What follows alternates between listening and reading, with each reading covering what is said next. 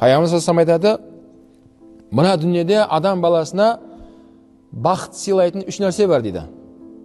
Мына дүниеде адам баласына бақытсыздық алып келетін үш нәрсе бар дейді. Бақытты болу, бақытсыздық. Екеуін бөліп айтты.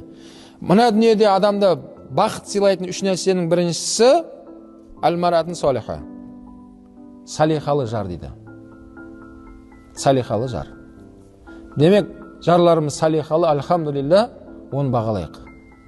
Мұсылманның қызы, иманы бар. Оның өзі өте үлкен бақыт. Альхамдулилля. Діні бөлек, тілі бөлек, дәстүрі бөлек болса не істейтін әйеліңді.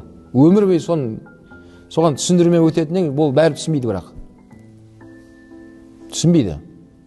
Сол үшін мына болысып отқан жарың бар ма, біл, ол салихалы жар иншалла.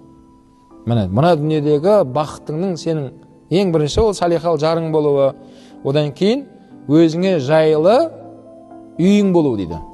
Үй жайың болу.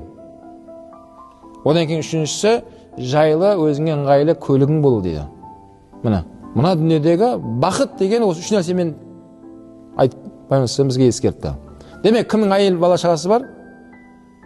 Үй жайы бар, және несі бар? Көлігі бар ма? Сен мына дүниедегі ең бай адамсың, ең бақытты адамсың.